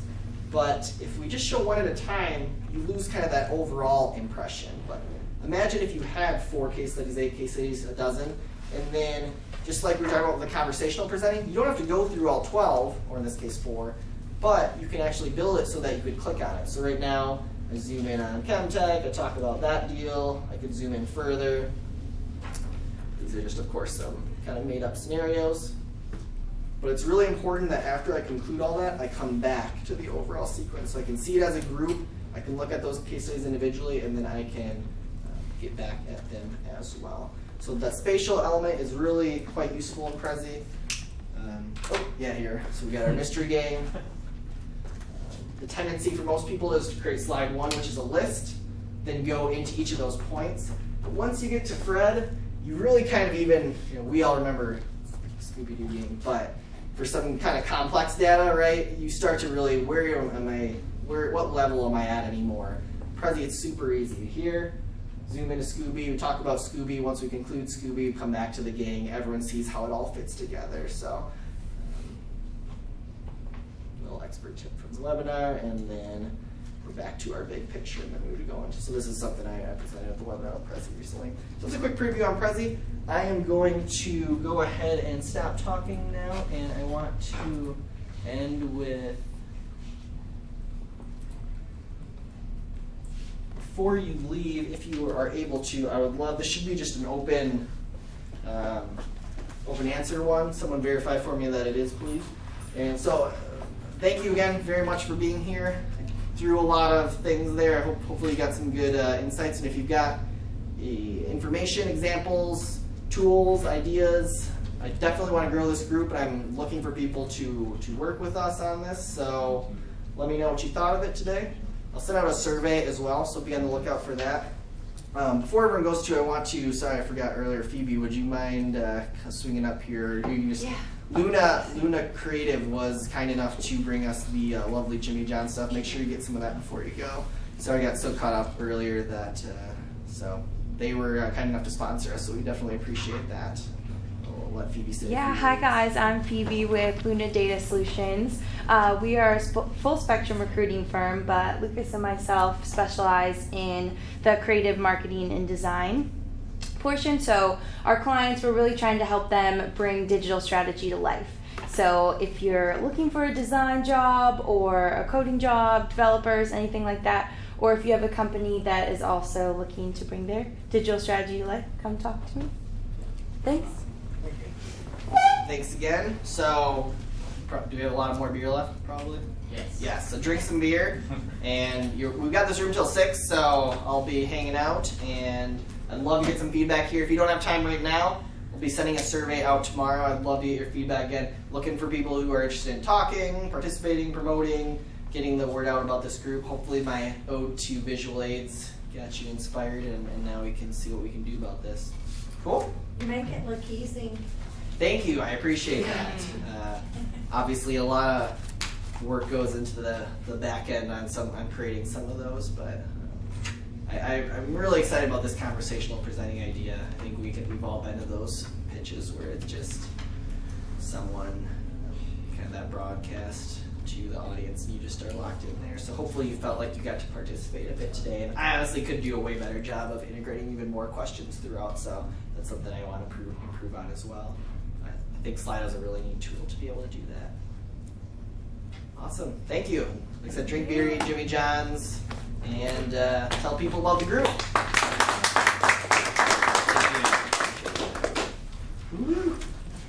Ooh, and look, it does a word cloud, so that's fun. Okay. You're a person. You're here. Yes. Absolutely. Where'd you grow up? Minnesota. How about that? Yeah. So far, that's why your sister was Okay. Yes. Yep. From Southeastern. Okay. How about what brought you down here? Graphics.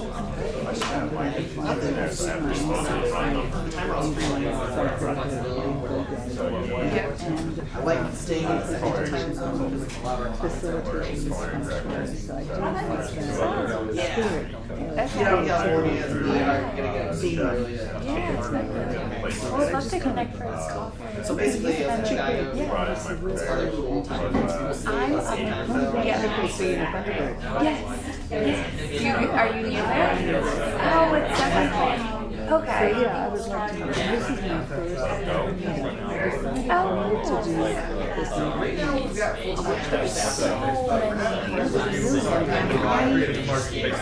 This thing is facilitation meditation. I'm doing this in Asia and I'm doing I'm doing a practice one in Austin in July.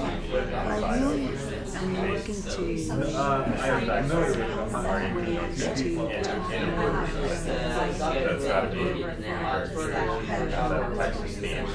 to create possibility by having people communicate more effectively.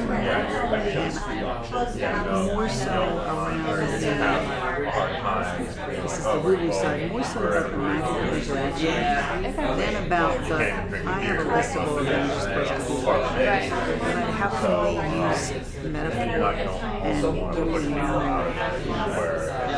intuitively? How can we push our intuition to create opportunities for people to interact with each other? That's where I want to spend my time, and I think that I work with Steve for 8 years because I have a 15-year-old and she was like, I was kind of that straight job. And just say now you need Well, I re-energized my business. You know, when I left my business, Jam was not that big a deal. People were using no tweeting 10 years ago. And social media was a different world. And now that I'm and because I'm so tired, I'm really finding my kind of no, just satellite. So it's actually, oh, is that like so? Which is very different than I can do this and this and this and this.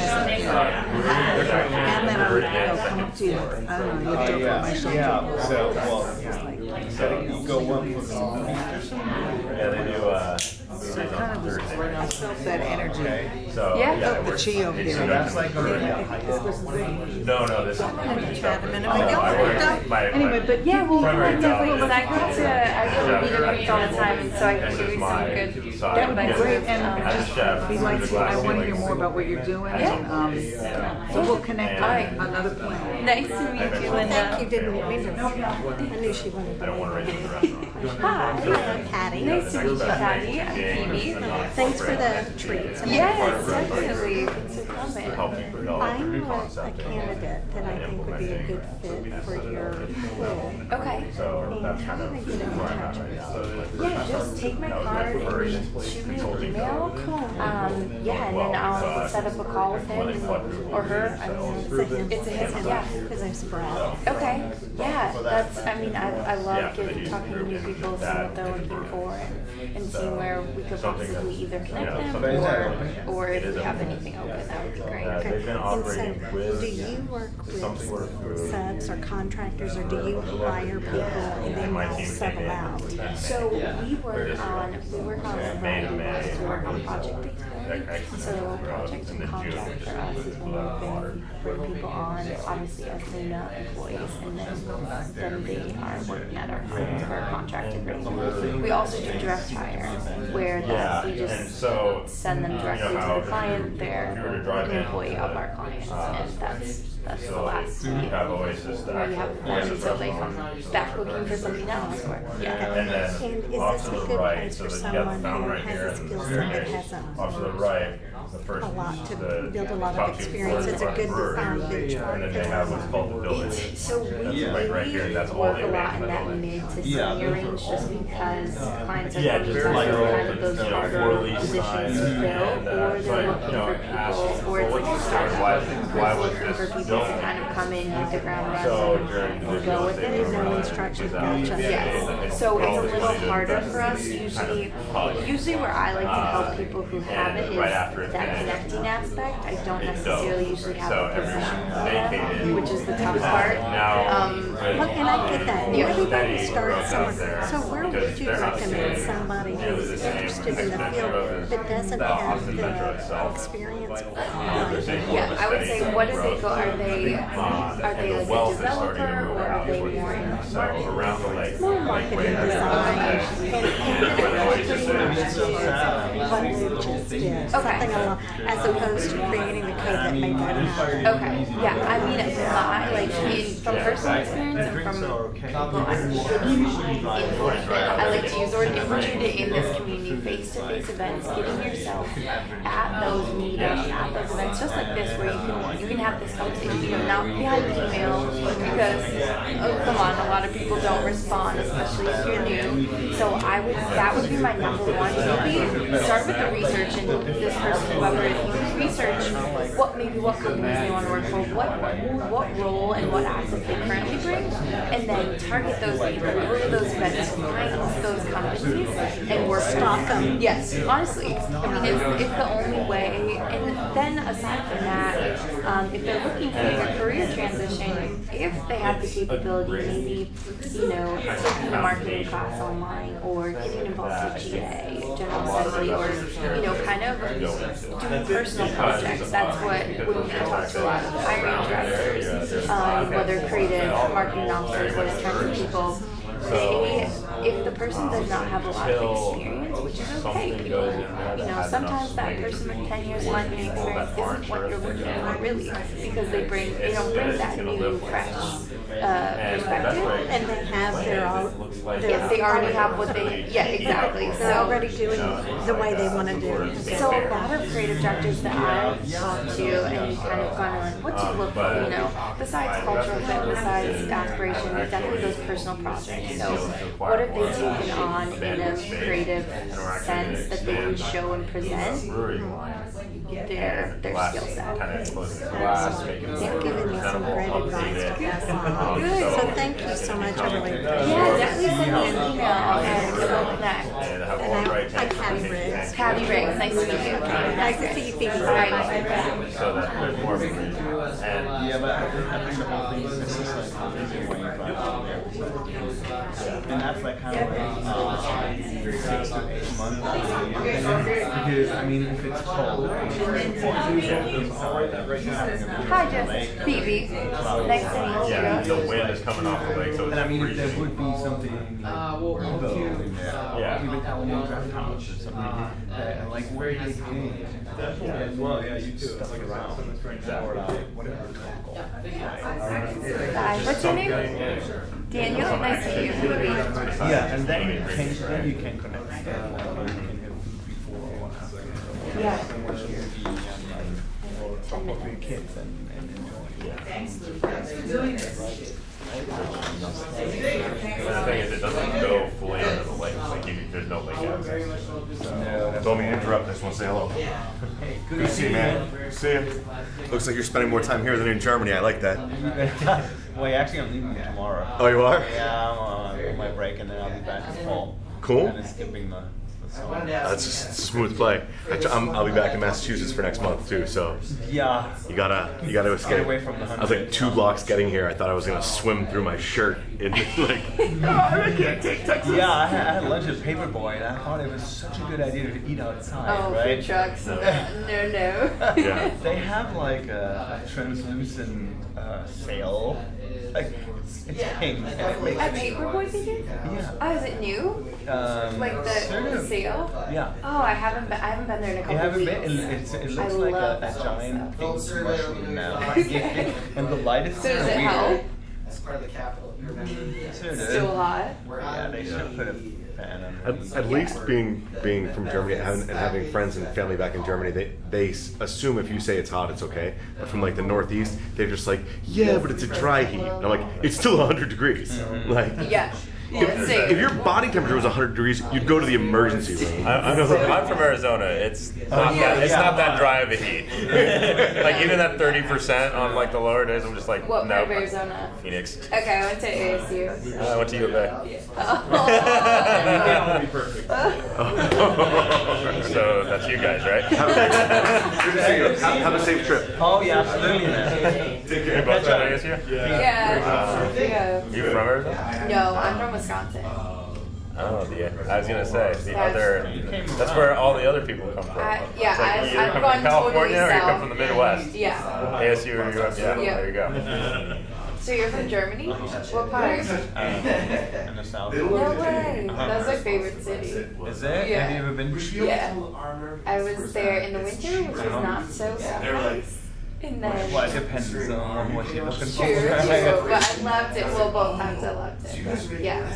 Yeah, it has to be that aspect. So what brought you to Austin? It's kind of like once I make a long story short, I used to live in Florida. Okay. I went to high school year there, and I kind of like, I never wanted to go back.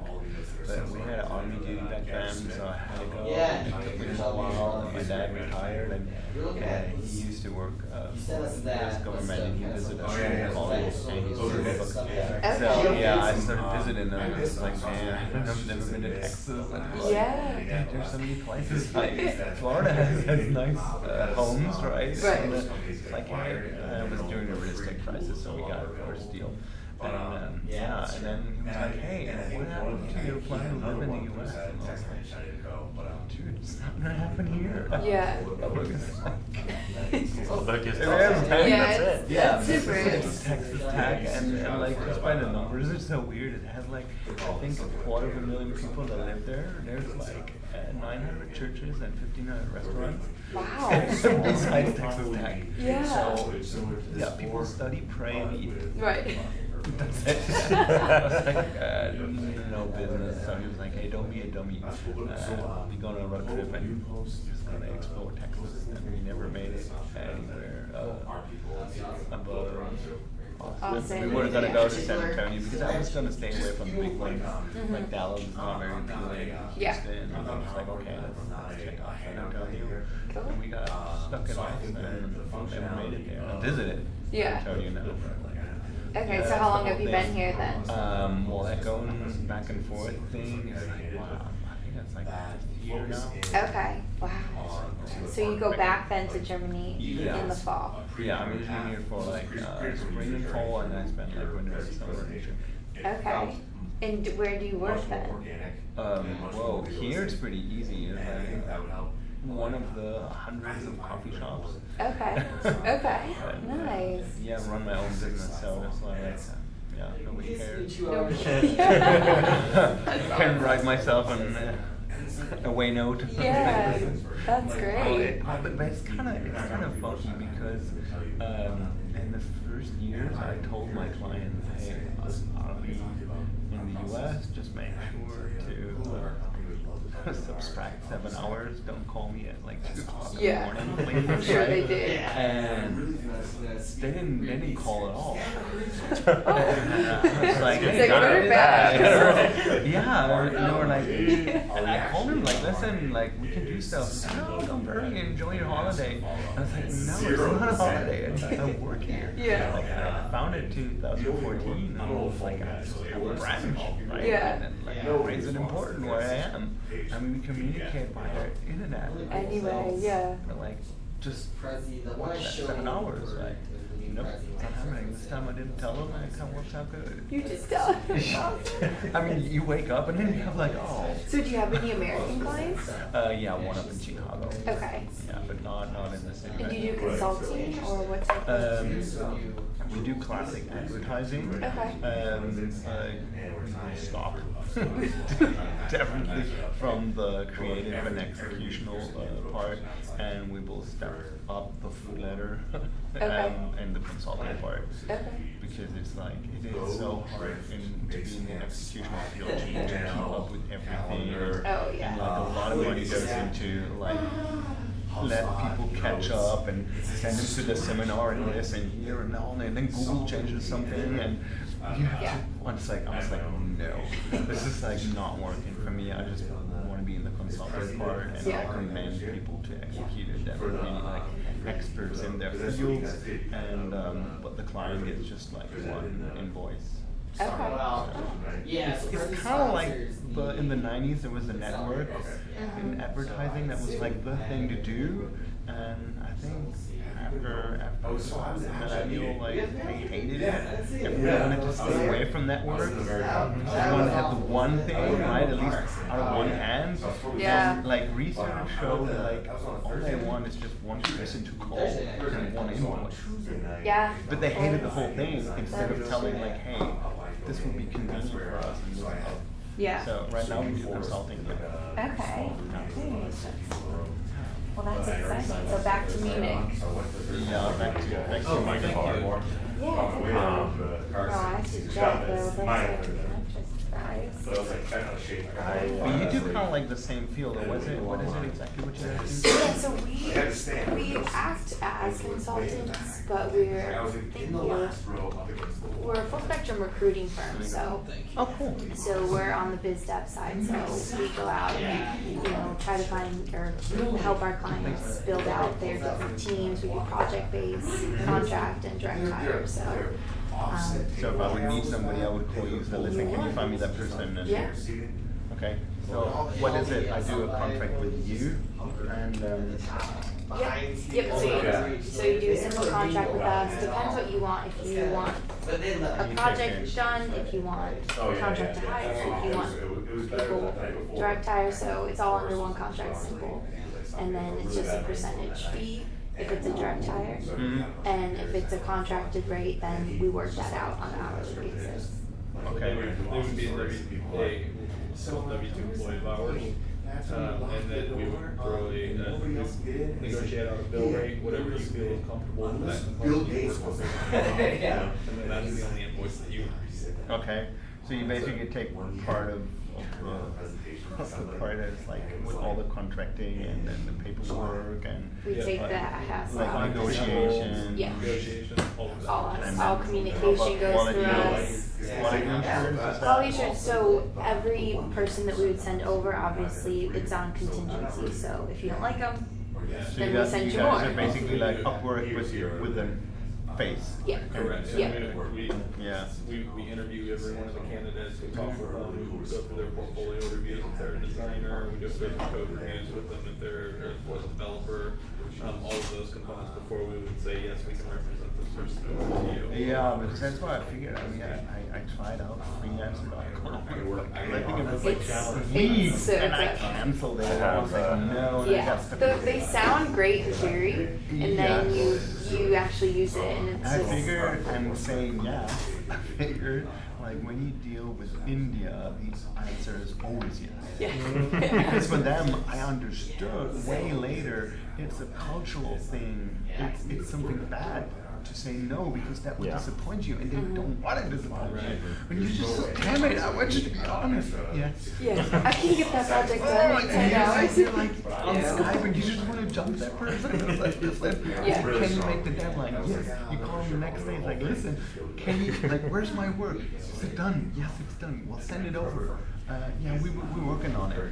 You said it was done. That's what we have a couple of clients who tried to outsource to like Bulgaria and developers and deliverables. It's just so unreliable that yes, you get them on 70 cents, but it's not reliable. So in the end, it costs you hassle, time, your head. It's just like if we really have enough time to just find out, like, yes, but who has that? Right, exactly. We actually just started a project over at the hotel. There is no electronic database for the history of the Driscoll, 130 years.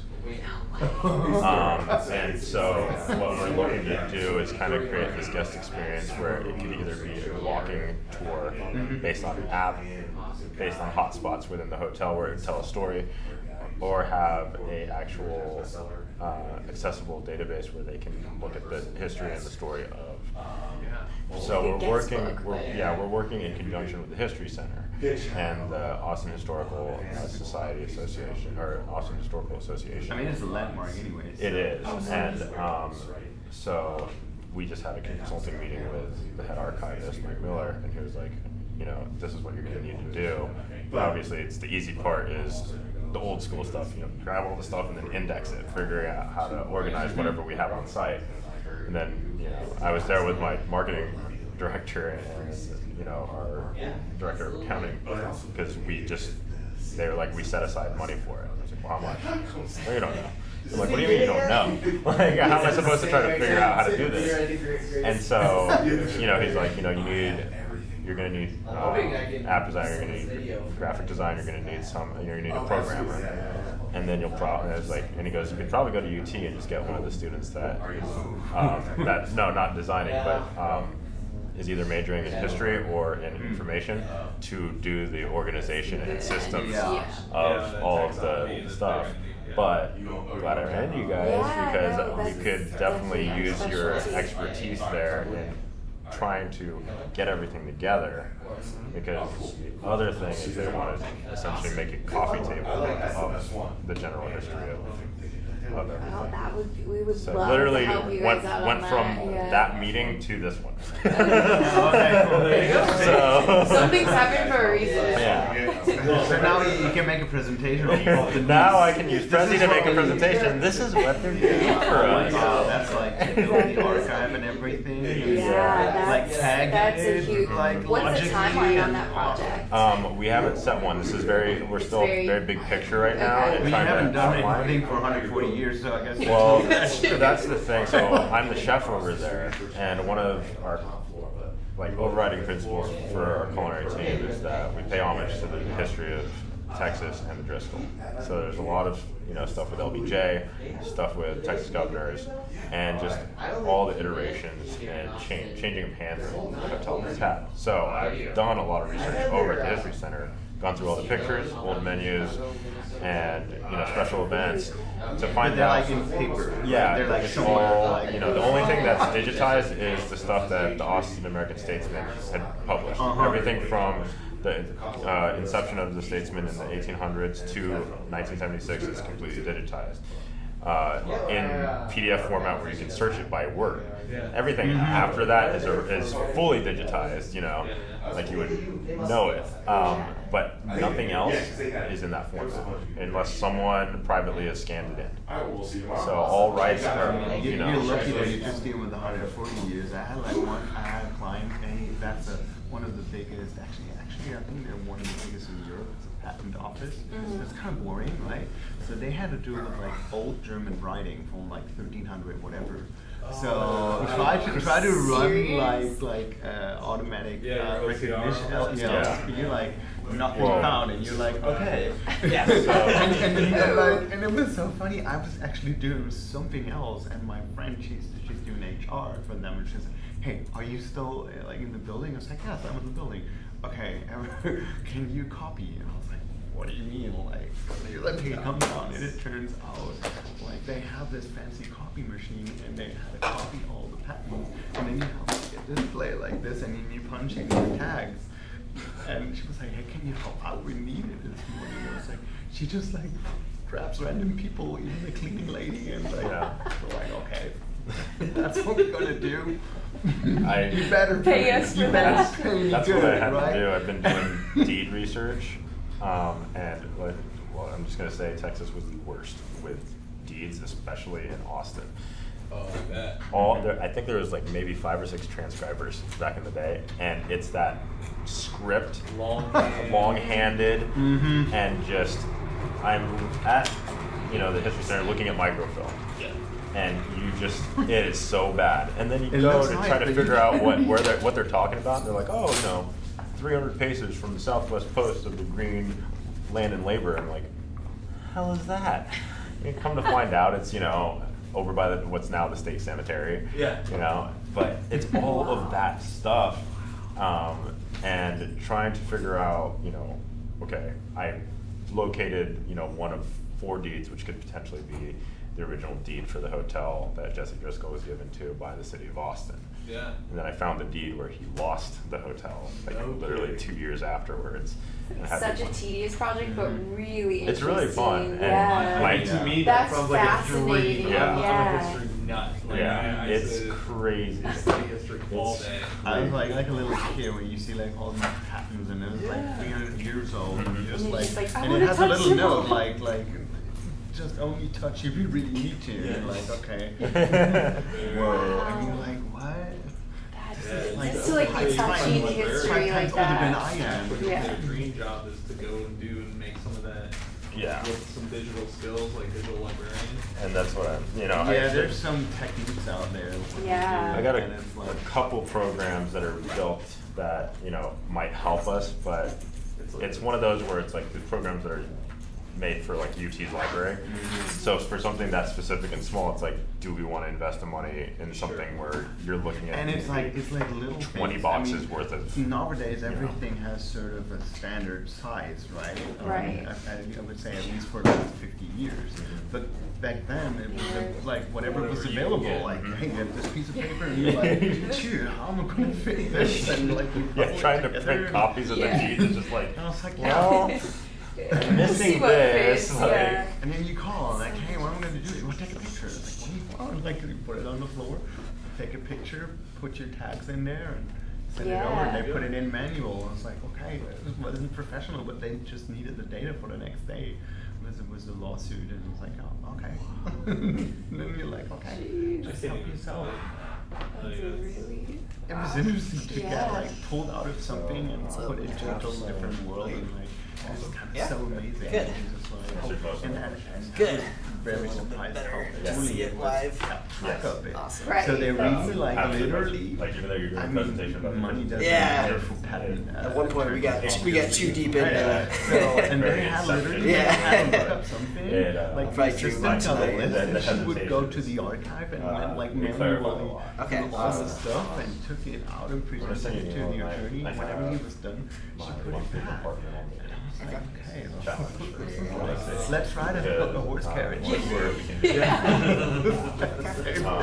Let me know. So I mean, and I have a little bit of. my friend actually runs a company right now, and they just do that. Like they have even one thing in their truck. Depending on how So he pulls up that 18-wheeler in front of your office, and they digitalize everything, and you can decide what to do. You're supposed to If you want to shred it, or just like put it in an archive, or put it on a DVD, or one of these glasses and whatever, and like he's busy, right?